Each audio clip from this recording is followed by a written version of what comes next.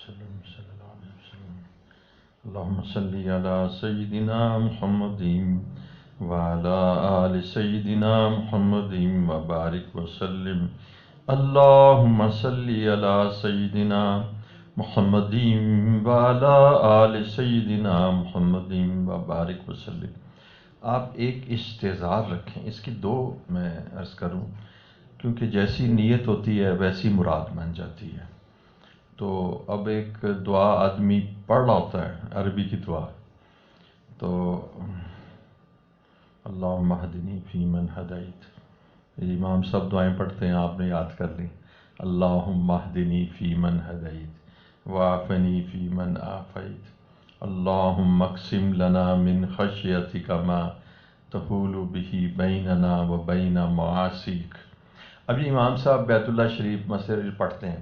اچھا، آپ اس کو پڑھیں گے تو ایک بات پکی ہے کہ چونکہ حضور اقدس صلی اللہ علیہ وسلم کے الفاظ ہیں تو وہ الفاظ جو ہیں نا ان کی برکت حاصل ہو جائے گی، پاک ہو جائے گی زبان۔ آپ کے الفاظ جب آپ صلی اللہ علیہ وسلم کے الفاظ جب ہماری زبان پر آئیں گے تو نفع دیے بغیر نہیں رہیں گے، ایک بات۔ دوسری بات یہ ہے کہ اس کے اندر جو مضمون ہے اللہ تعالیٰ چاہے تو وہ بھی عطا فرما دے، لیکن ایک بات ہے، دعا اس کو کہتے ہیں جو آپ کے قلب کی تمنا ہو، اس کو اللہ کی بارگاہ میں پیش کرنا۔ دعا کا مطلب ہے کہ اپنی ایک خواہش کو، اپنی قلب کی تمنا کو، دل کی آرزو کو اللہ رب العزت کے سامنے پیش کر دینا۔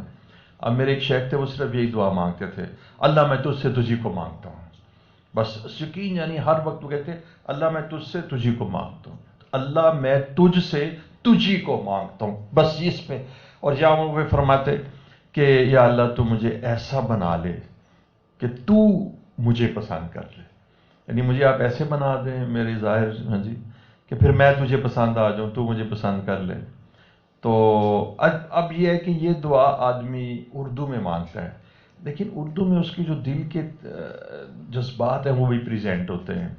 تو عربی میں دعا مانگنے سے ہم نے اس دعا یاد کی تھی، اللہم انی اسألک العافیۃ فی الدنیا والآخرہ، تو اب کا ترجمہ بھی آ گیا۔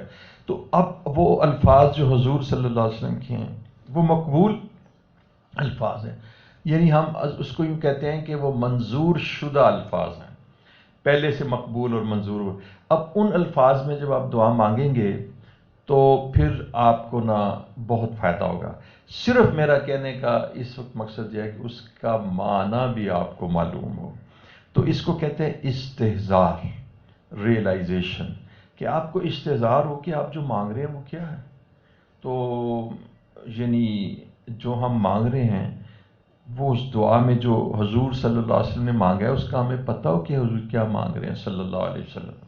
اسی طرح میں آپ کو بتاتا ہوں کہ جب استحضار نہیں ہوتا تو اس وقت بندے کو وہ نفع نہیں ہوتا۔ اب میں آپ کے استحضار کی، درود شریف کے استحضار کے بارے میں دو باتیں بتاتا ہوں۔ یقین جانیے گا درود شریف کا جو کمال ہے نا وہ بڑا زبردست کمال ہے۔ ایک بزرگ تھے مفتی جمیل احمد صاحب، بڑے شیخ تھے، کہتے تھے کہ اس درود شریف کا کوئی نعم البدل نہیں، اس کا کوئی سبسٹیچیوٹ نہیں ہے۔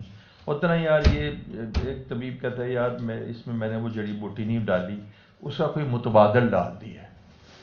فرماتے تھے اس کا کوئی متبادل نہیں، اس کا کوئی متبادل نہیں۔ بہت ساری دعائیں جن کے متبادل موجود ہیں۔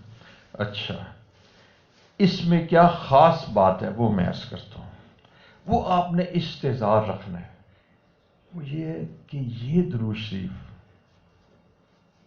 اللہ حضور اقدس صلی اللہ علیہ وسلم کی بارگاہ میں پہنچایا جاتا ہے، وہ جو آپ نے پڑھا ہے، جو آپ نے پڑھا ہے۔ دیکھنا اللہ جل شانہ جب قرآن پڑھ رہے ہوتے ہیں تو اللہ تعالیٰ تو آپ کی شارک سے قریب ہیں۔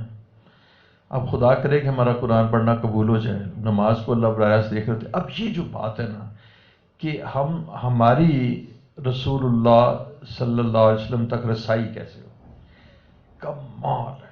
جس ذریعے سے آپ کی رسائی ہو جائے حضور صلی اللہ علیہ وسلم تک، وہ کتنا اعلیٰ اور بڑا اور بابرکت ذریعہ ہوگا۔ ایک آدمی کہتا ہے یار میں نے نا، چلیں کوئی بادشاہ سلامت ہے یا آپ کہہ لیں صدر صاحب ہیں، ان تک مجھے رسائی چاہیے۔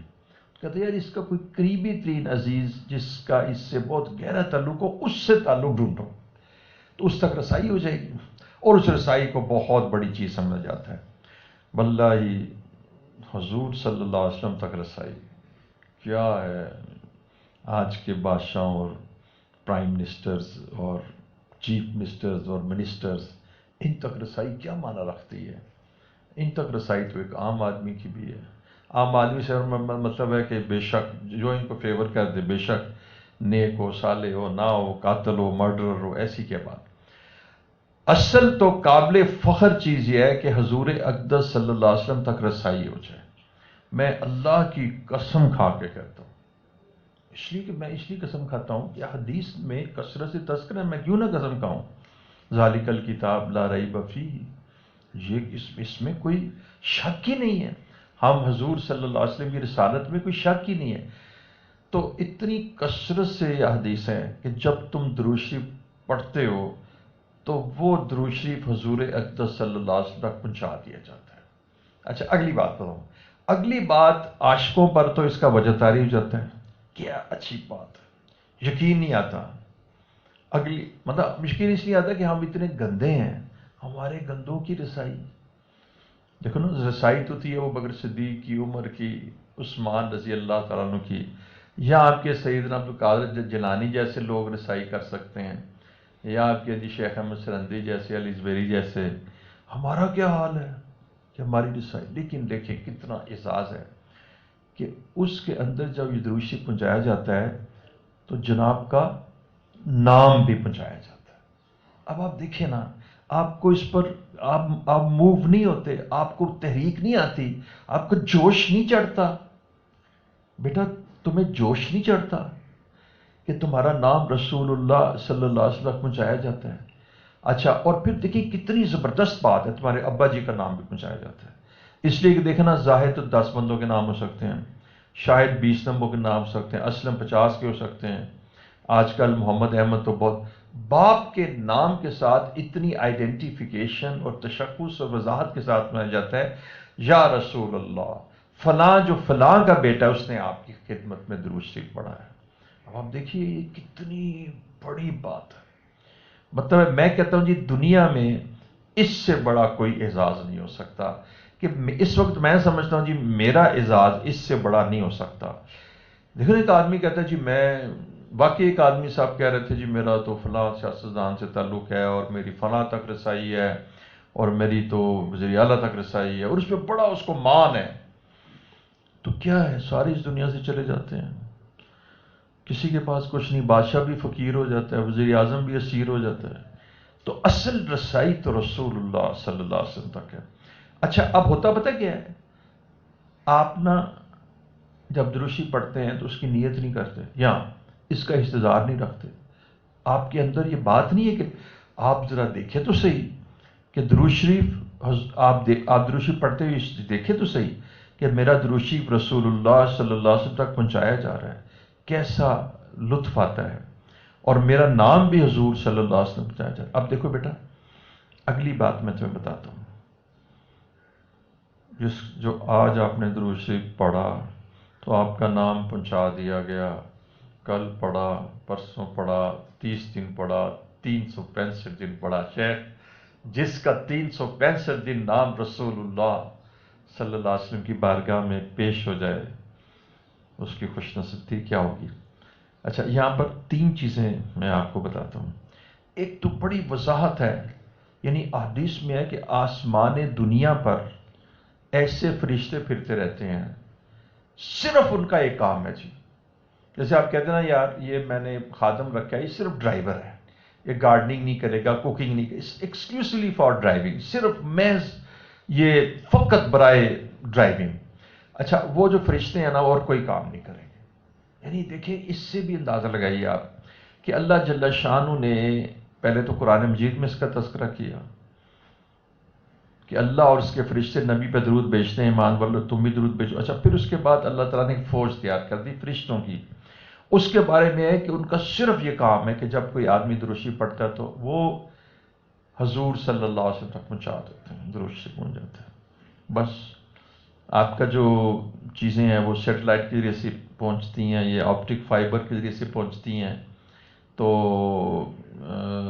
فائبر کے ذریعے سے پہنچتی ہیں، تو کوئی تو پاتھ وے ہوتا ہی نا، چاہے الیکٹرانز کا ہو یا الیکٹرو میگنیٹک ویوز ہوں، کوئی تو پاتھ وے ہوتا ہے نا، یہ پاتھ وے فرشتوں کا ہے۔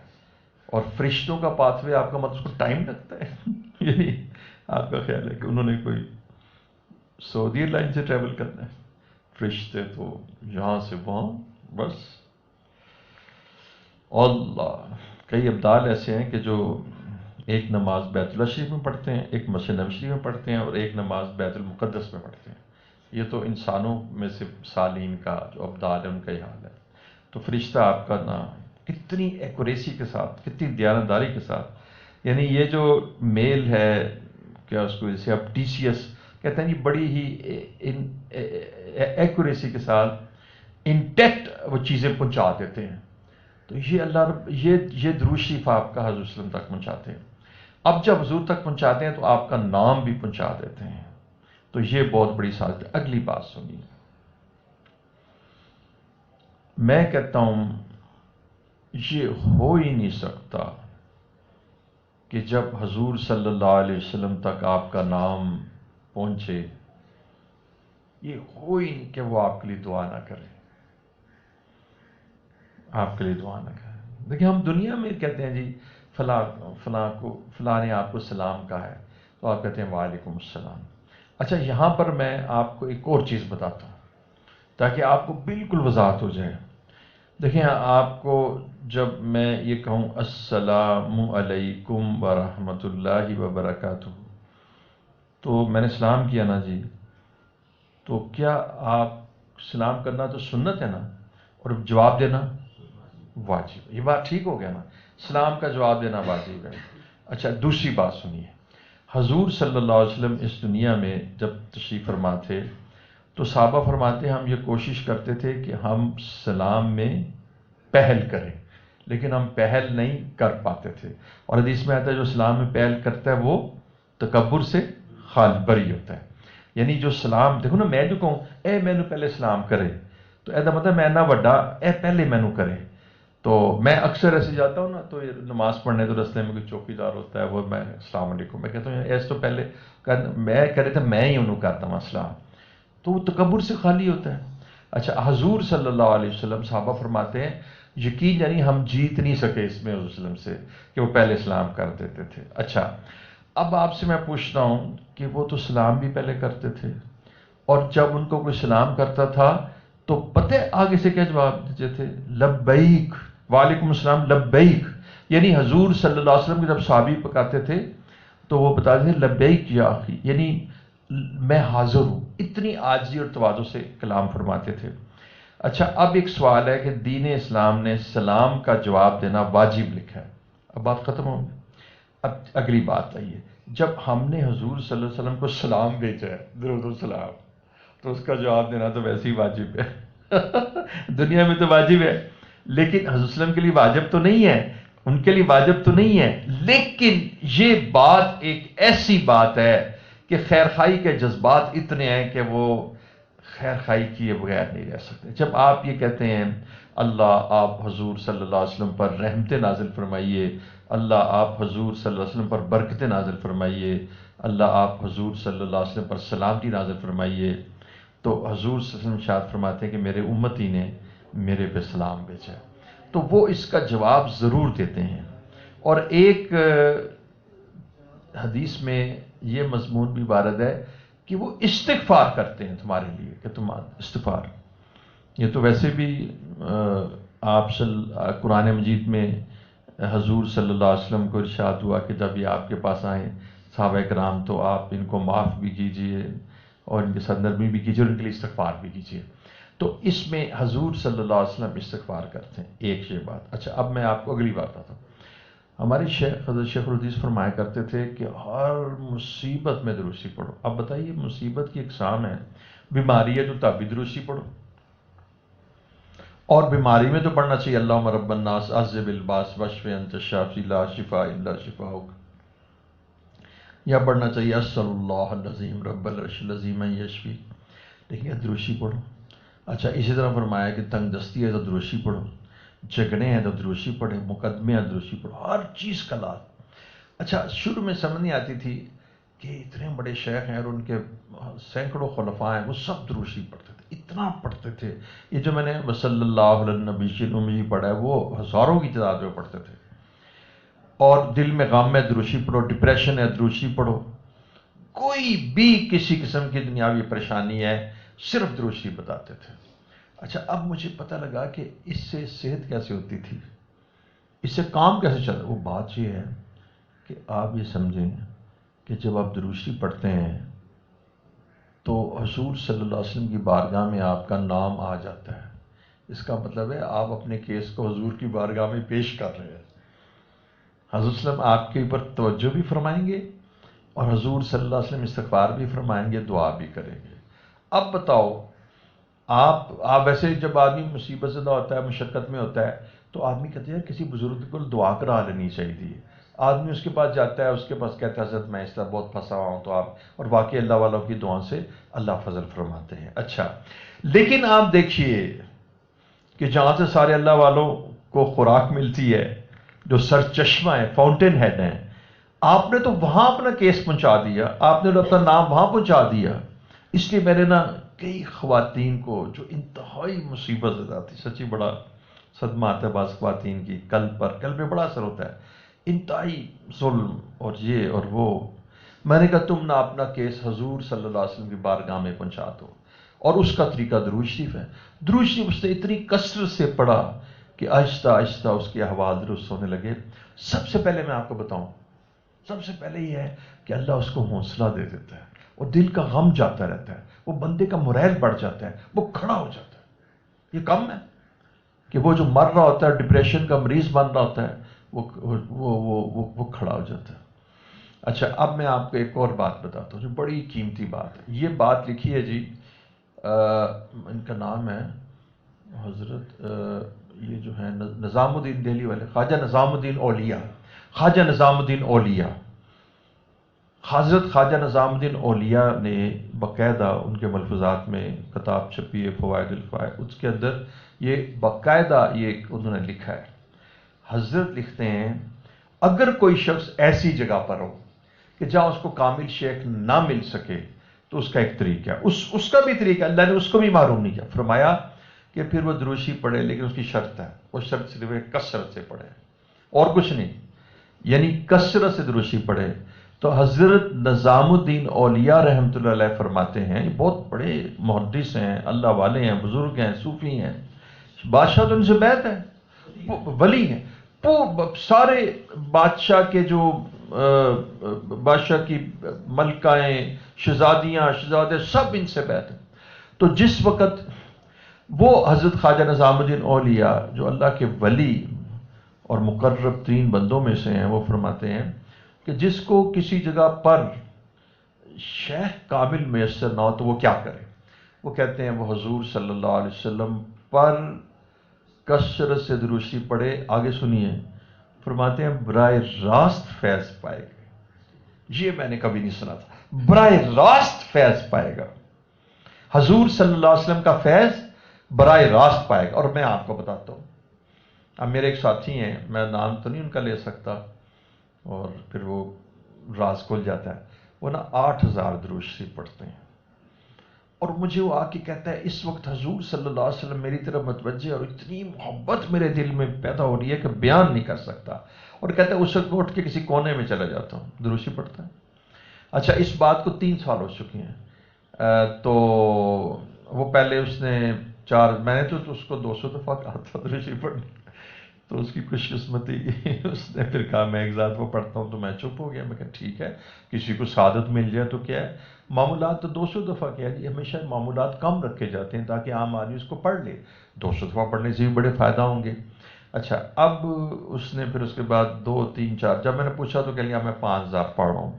میں نے کہا جب اللہ نے توفیق دے دی تو اب میں کیوں، میں کچھ اور اذکار بتانا چاہ رہا تھا، پھر وہ آدمی بتا نہیں سکتا، تو پھر مجھے پتہ لگا 8000 پڑھ رہے ہیں، پھر میں نے کہا اب اس سے زیادہ نہ بڑھانا، اس سے زیادہ۔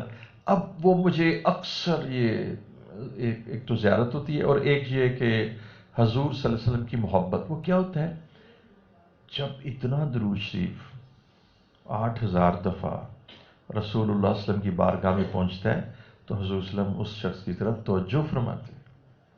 ابھی میں نے ایک خاتون نے مجھے کہا کہ میرا نا اسی طرح وہ بڑے نقش بندی اسکار کر رہی تھیں اور کہیں گے میرے اسکار بند ہو گئے اور میری کیفیت پہ جمود آ رہی ہے۔ وہ کرسی پڑی میری کیفی اس پہ جمود سا اور وہ تاری ہے، اور اس نے کہا کہ میں نے اس سے کہا کہ آپ نا ایسے کریں چیزیں ٹھیک ہو جائیں گی، لیکن آپ نا درود شریف پڑھنا شروع کریں۔ مجھے تقریباً مہینے بعد اس نے بتایا کہ میں 7 سے 8,000 دفعہ درود شریف روزانہ پڑھتی ہوں، اور اس کی برکت سے میرے سارے لطائف جاری ہو گئے۔ وہ لطائف جو پھنسے ہوئے تھے، درود شریف کی کثرت سے میرے سارے لطائف جاری ہو گئے۔ اب میں اس کا جواب دیتا ہوں، اس کا جواب میں دیتا ہوں کہ حضور اقدس صلی اللہ علیہ وسلم کی مبارک توجہ، آپ کہتے ہیں نا شیخ کے پاس گئے تو شیخ کی توجہ سے لطائف جاری ہو گئے، حضور صلی اللہ علیہ وسلم یہ تو حضرت مفتی جمیل احمد صاحب تھانی فرماتے تھے، یہ ان کے الفاظ ہیں۔ ایک تو انہوں نے فرمایا تھا کہ اس کا کوئی نعم البدل نہیں ہے کہ آپ کہیں جی چلیں میں نے سبحان اللہ و بحمدہ سبحان اللہ نہیں پڑھا تو میں نے یہ پڑھ لیا سبحان اللہ والحمد للہ ولا الہ الا اللہ واللہ اکبر، اس میں ساری چیزیں آ جائیں گی، یہ نعم البدل ہو گیا نا۔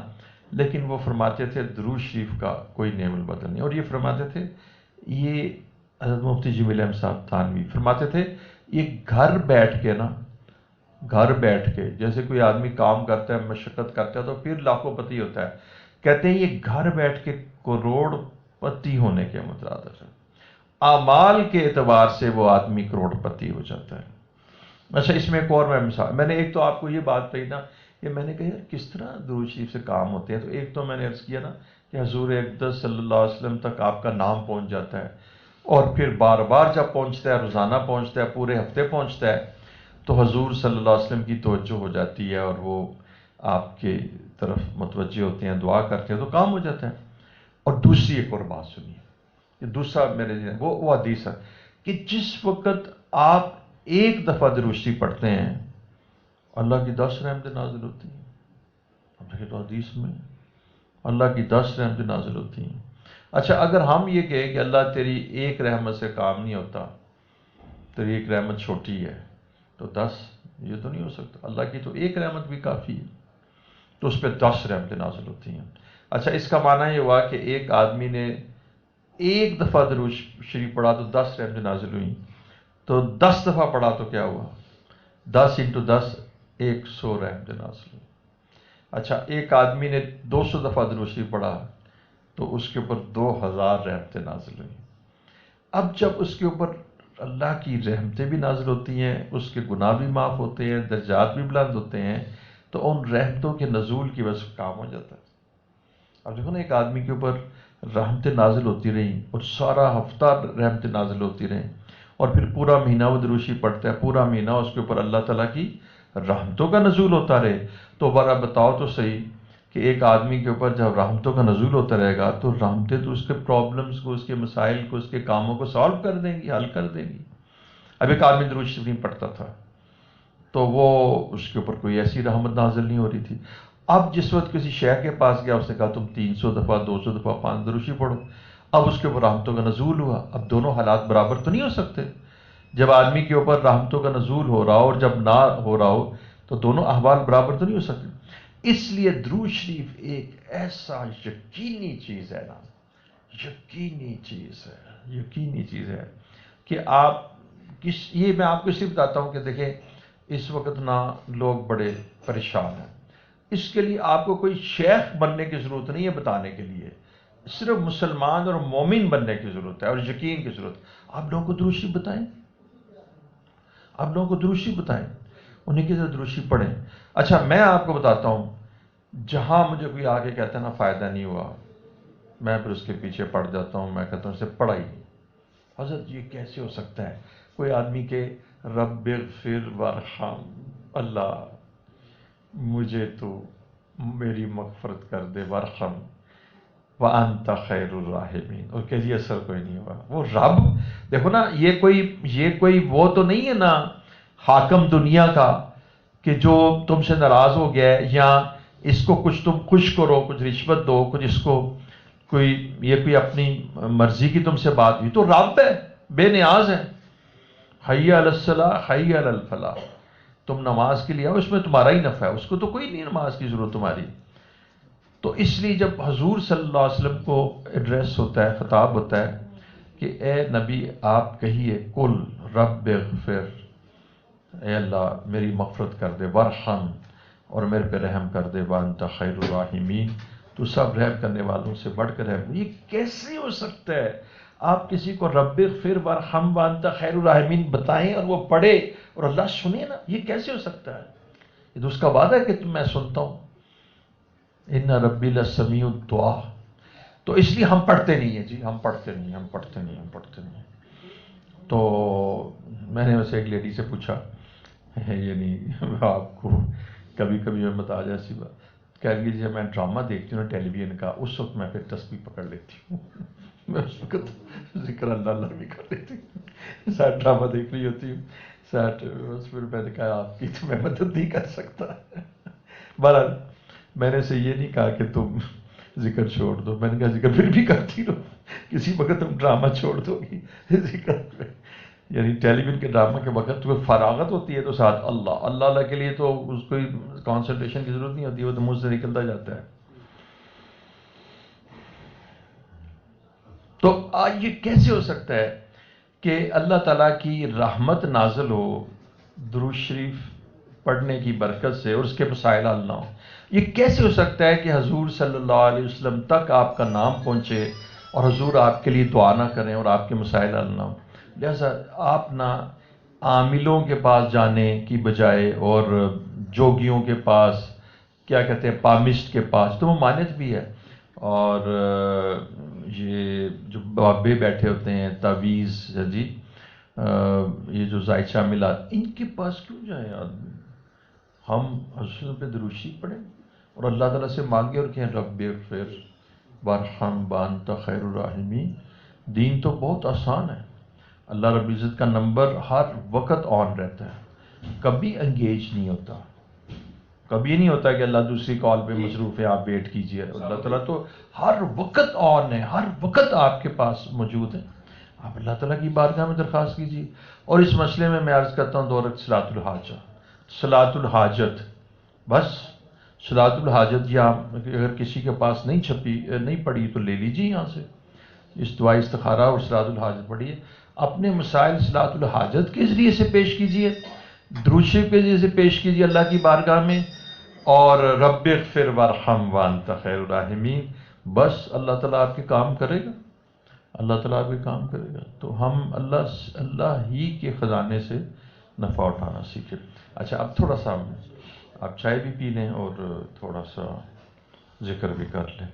لا الہ الا اللہ، لا الہ الا اللہ، لا الہ الا اللہ، لا الہ الا اللہ، لا الہ الا اللہ، لا الہ الا اللہ، لا الہ الا اللہ، لا الہ الا اللہ، لا الہ الا اللہ، لا الہ الا اللہ، لا الہ الا اللہ، لا الہ الا اللہ، لا الہ الا اللہ، لا الہ الا اللہ، لا الہ الا اللہ، لا الہ الا اللہ، لا الہ الا اللہ، لا الہ الا اللہ، لا الہ الا اللہ،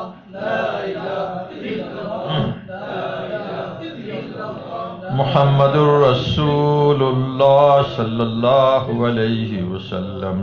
لا الہ الا اللہ، لا الہ الا اللہ، لا الہ الا اللہ، لا الہ الا اللہ، لا الہ الا اللہ، لا الہ الا اللہ، لا الہ الا اللہ، لا الہ الا اللہ، لا الہ الا اللہ، لا الہ الا اللہ، لا الہ الا اللہ، لا الہ الا اللہ،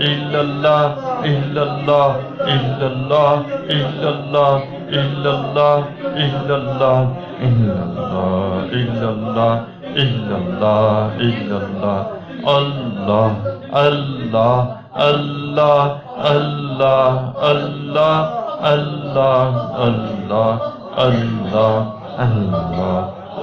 الله الله الله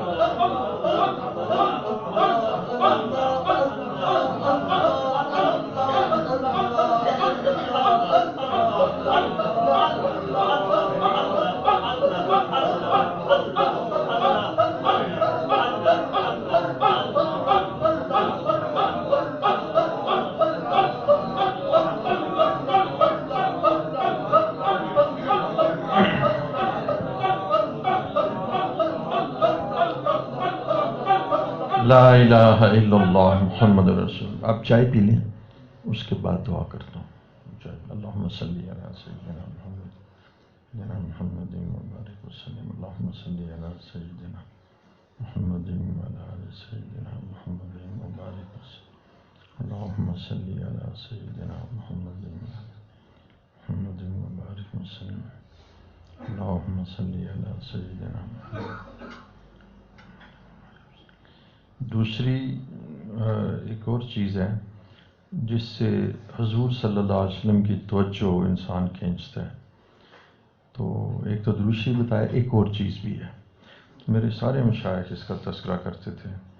وہ کہتے ہیں یہ جو صبح شام کی روزمرہ کی دعائیں ہیں حضور صلی اللہ علیہ وسلم کی، آپ نے کپڑا پہنا تو الحمدللہ الذی کسانی ھذا، کھانا کھایا الحمدللہ الذی اطعمنی ھذا، سبحان الذی سخر لنا، گاڑی میں بیٹھے ٹوائلٹ سے آئے الحمدللہ غفرانک الحمدللہ الذی اذھب وعافانی. اور اسی طرح سونے کے وقت، اٹھتے کے وقت، یہ جو صبح شام کی دعائیں ہیں جو شخص یہ پڑھتا ہے تو وہ بھی حضور صلی اللہ علیہ وسلم کی توجہ مبارکہ کو کھینچتا ہے. تو یہ دعاؤں کا بھی اہتمام کیجیے جو صبح شام کی دعائیں ہیں. جیسے آپ پچھلی دفعہ ہم نے ایک دعا یاد کی تھی، ساروں نے یاد کر لی تھی، اللہم اسألک العافیۃ فی الدنیا والآخرہ. یہ بڑی اس طرح. تو جتنی بھی حضور صلی اللہ علیہ وسلم کے اعمال مبارکہ ہیں اور آپ کی دعائیں ہیں، یہ سب حضور صلی اللہ علیہ وسلم کی مبارک توجہ کو اپنی جانب کھینچنے کا باعث. بس یہ کل حضور وسلم کی طرف کھینچ جائے گا، بس کام ہو جائے گا. جب حضور صلی اللہ علیہ وسلم کے ساتھ اس کو بھی ایک لفظ استعمال ہوتا ہے رابطہ قلبی. آپ پہلے یہ اپنے شیخ کے ساتھ درست ہوتا ہے، رابطہ قلبی، رابطہ قلبی، رابطہ قلبی. اور اس کے بعد پھر کبھی ہو جاتا ہے ایک دفعہ شیخ کے ساتھ کبھی ہو جائے تو پھر حضور اقدس صلی اللہ علیہ وسلم کی ذات اقدس کے ساتھ بھی رابطہ قلبی. جن کا رابطہ قلبی ہوتا ہے نا وہ کانپ اٹھتے ہیں جب کوئی آدمی سنت کی بات کرے یا کہہ دیتے کہ کیا ہے سنت ہی تو ہے، خیر ہے، تو وہ کانپ اٹھتے ہیں. ان کا حضور کے ساتھ رابطہ قلبی ہے نا، ان کو پتہ ہوتا ہے کہ یہ کتنی قیمتی چیز ہے. اصل میں بات یہ ہے کہ ایک بات آپ غور کریں کہ قیمت کس نے لگانی ہے. سب سے بڑی بات ہے دیکھو نا، آپ تو سونے کو سونے کی قیمت دیں گے، اس کی کمیت دیکھیں گے، پیتل کو اس کی قیمت دیں گے، لوہے کو. اب یہ قیمت تو لگانی ہے حضور اکرم صلی اللہ علیہ وسلم کہ رب نے، اللہ نے قیمت لگانی ہے نا، تو اللہ جل شانہ نے جو قیمت لگائی ہے وہ حضور اکرم صلی اللہ علیہ وسلم کی اعمال کی لگائی ہے بس۔ اب دیکھیں ہم جو نقدی 5,000 کا نوٹ ہے وہ 5,000 تو نہیں ہوتا، وہ 5,000 کوئی سونا تو نہیں، کوئی 5,000 کا وہ کوئی گندم بھی نہیں ہے، لیکن اس کے اوپر اسٹیٹ بینک آف پاکستان کے گورنر کے سگنیچرز ہیں، تو وہ 5,000 ہی کنسیڈر ہوگا۔ وہ دیکھیں کام کرتا ہے وہ، آپ اسے 5,000 کا سونا خرید سکتے ہیں جا کے۔ تو اس کے اوپر سگنیچرز اللہ جل شانہ نے کیے ہوئے ہیں، یہ حضرت وسلم کا عمل ہے اور اس پہ اللہ کے سگنیچرز ہیں، اس لیے اب وہ چاہے مسواک کی ہو، اب مسواک، اب دیکھیں نا ایک کیا مسواک کے عمل سے موت کے وقت کلمہ نصیب ہو جاتا ہے، جو ساری مشقتوں کے بعد جس کے لیے ہم جی رہے ہیں کہ بھی موت کے وقت کلمہ نصیب ہو جائے، دخل الجنہ، جنت میں داخل ہو جائے گا، وہ ایک مسواک کی سے ہو جاتا ہے۔ رفیون اور نسوار کھانے سے یہ آدمی اس سے محروم ہو جاتا ہے۔ تو حضور صلی اللہ علیہ وسلم کے جو مبارک اعمال ہیں اور آپ کی جو سنتیں ہیں، ان کی ویلیو، ان کی قدر و منزلت اللہ نے بہت لگائی ہے۔ تو جس کے ہاں ہمارے اعمال پیش ہو رہے ہیں وہ ذات اللہ کی ہے، اور وہاں جب وہ عمل جو حضور کی عمل کے مطابق ہوتا ہے، سنت سے مشابہت اور موافقت کے ساتھ عمل جب اوپر چڑھتا ہے، اس کی ویلیو بہت لگ جاتی ہے۔ دیکھیں ہم سارے کھانا کھاتے ہیں، اور اگر وہ کھانا سنت کے مطابق ہو جائے، ہم سارے ٹوائلٹ میں جاتے ہیں، اگر وہ سنت کے مطابق ہو جائے، تو ان کی جو ویلیو اور ان کی جو قدر و منزلت اللہ کی بارگاہ میں لگتی ہے وہ بڑی ہے، وہ بڑی زبردست لگتی ہے۔ وہ اتنی لگتی ہے کہ قُلْ إِن كُنتُمْ تُحِبُّونَ اللَّهَ فَاتَّبِعُونِي يُحْبِبْكُمُ اللَّهُ۔ اللہ تعالیٰ کہتے ہیں میں تم سے محبت کروں گا، تم حضور صلی اللہ علیہ وسلم کی اتباع کرو گے تو میں تم سے محبت کروں گا۔ اس لیے جو یورپ کی جو آواز ہے اور اس کی جو چالیں اس میں نہ آئی، ان کے پاس کچھ بھی نہیں، محرومی ہے، ان کے پاس تو نہ محبتیں ہیں، نہ الفتیں ہیں، نہ خاندانی نظام ہے، نہ بیویاں ہیں، نہ ماں باپ ہیں، وہ تو کتوں کی ہاسپٹلز ہیں، بڑے بڑے کتوں کی بہت زیادہ وہ کرتے ہیں۔